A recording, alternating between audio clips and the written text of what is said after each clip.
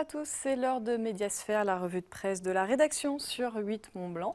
Très heureuse de vous retrouver, je suis avec Pauline Courceau aujourd'hui, bonjour. Bonjour Fanette. Et puis nous allons prendre de l'altitude aussi dans cette revue de presse avec le rédacteur en chef d'Alpe Magazine, Olivier Thévenet. Bonjour. Bonjour Fanette. Avant de revenir sur le numéro de février, on commence avec le dessin de la semaine dans Éco-Savoie-Mont-Blanc. Faro croque la campagne présidentielle, vous le voyez, une collaboratrice pour travailler sur le programme du candidat, un bataillon complet pour détruire celui des autres. Ça en dit long sur l'état d'esprit des hommes politiques en cette année électorale.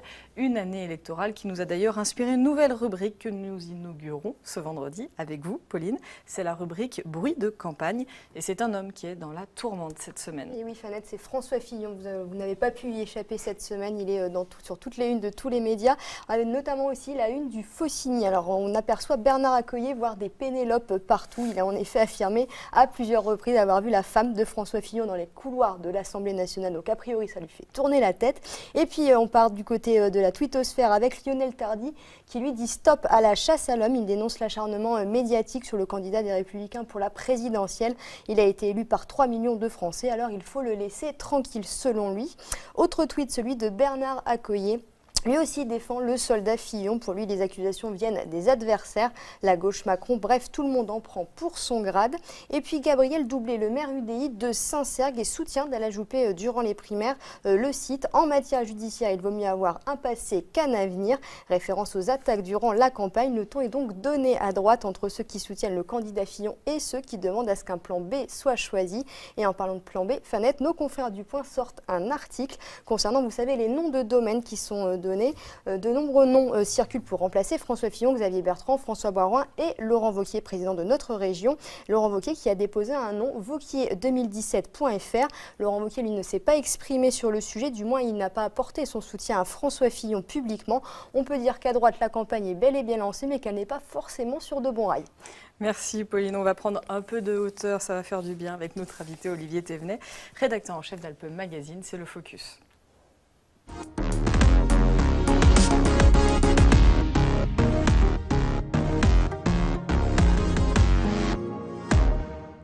Vous nous proposez une consacrée au Mont Blanc, le versant secret, une pleine de neige, Olivier. Vous les avez trouvées où?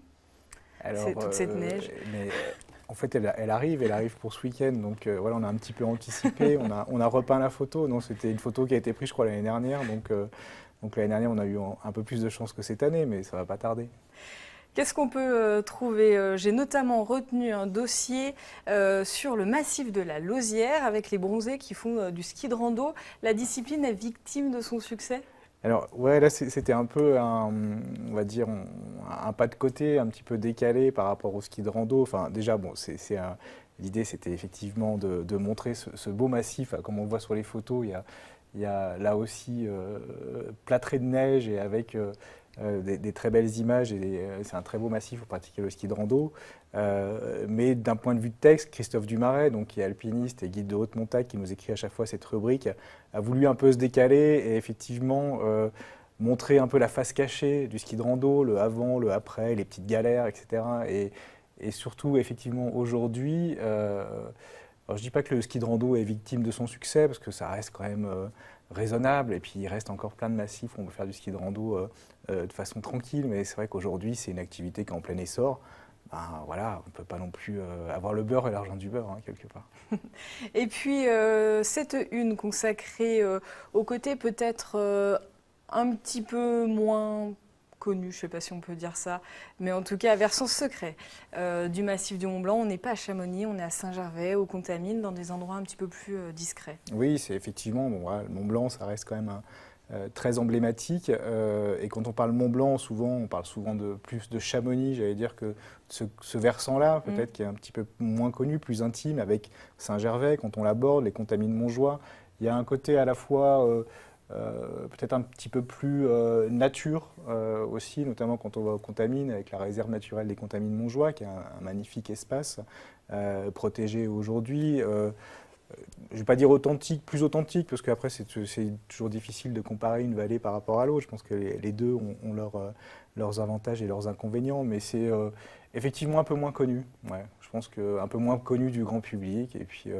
Et puis je crois que c'est aussi des lieux qui peut-être qui sont en train un peu de se réinventer, notamment Saint-Gervais à travers soit l'aspect patrimonial, l'aspect artistique. C'est pareil sur les Contamines, on voit un peu de land art sur des pistes de ski. J'allais dire, c'est pas commun non plus.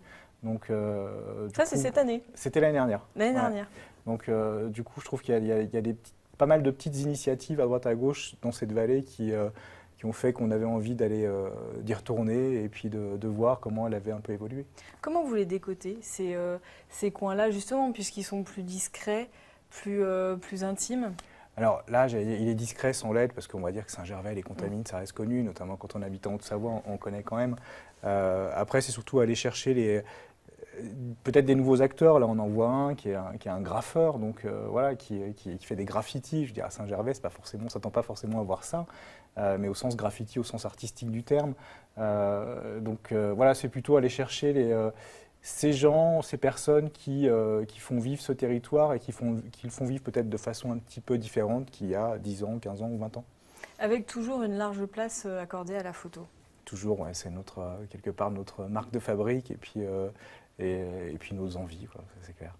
Alors vous parlez vous, du côté discret du Mont Blanc. La ville de Chamonix veut que le Mont Blanc soit placé au patrimoine mondial de l'UNESCO. J'imagine que vous avez un avis par rapport à ça. C'est, j'allais dire, évidemment un avis très positif, quoi, qui a été salué par de nombreuses personnes et ça fait longtemps que le projet est quand même sur le métier. Et donc, du coup, voilà, enfin, il y a une vraie position de la ville de Chamonix, notamment du maire de Chamonix, qui a toujours été un partisan en fait, du classement du Mont Blanc au patrimoine mondial. Donc, j'allais dire, c'est quand même un pas supplémentaire vers, alors, pas parler de protection du massif du Mont Blanc, parce que c'est toujours un terme qui fait un petit peu peur dans ce massif-là, mais en tous les cas, un classement qui permet en tous les cas, de valoriser cet espace ou de le reconnaître.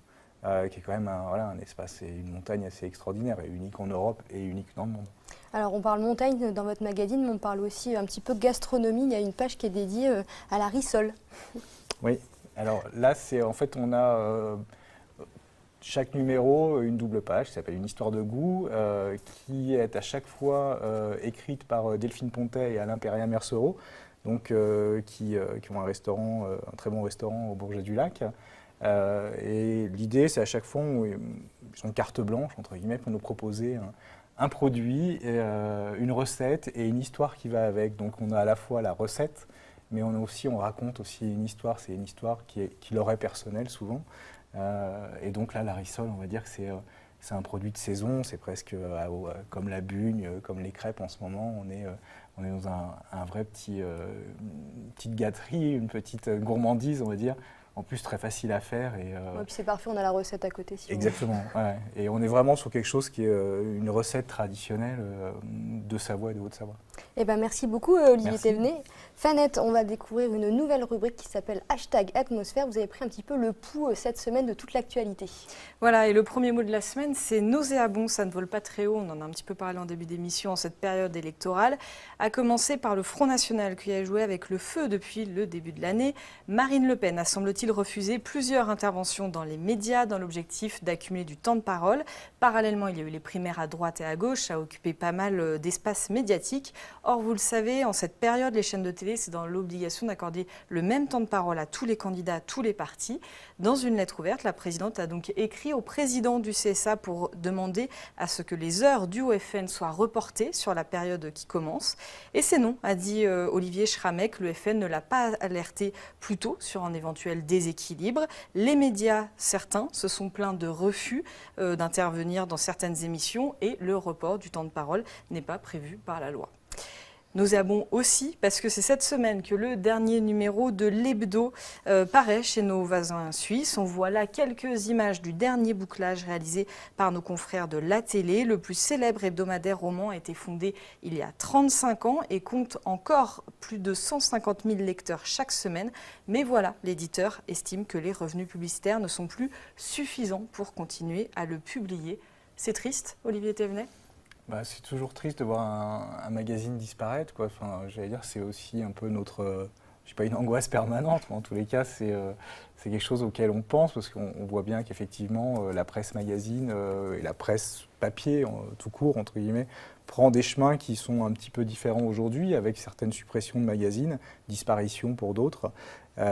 Donc c'est jamais une bonne nouvelle.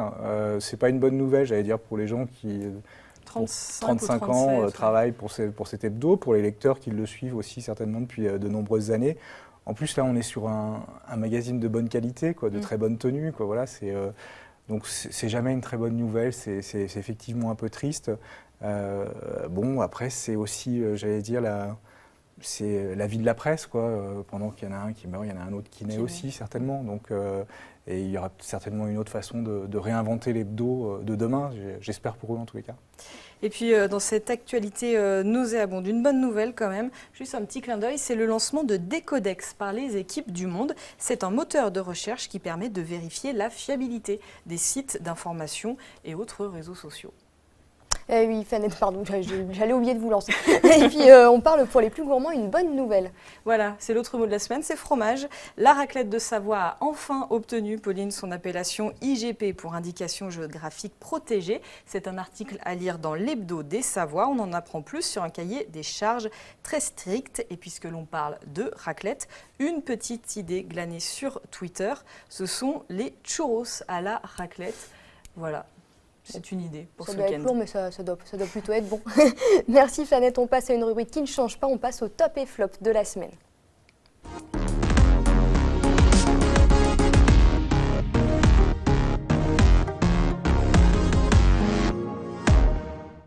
On commence avec les flops et encore et toujours la pollution dans la vallée de l'Arve. Oui, ce sont nos confrères d'ODS Radio qui ont sorti l'article. Alors on reparle de la pollution même si l'épisode est terminé. Et cette fois-ci, ce sont les professeurs d'EPS qui se mobilisent au collège du Vernet, au lycée du Mont-Blanc à Sallanches et à Passy.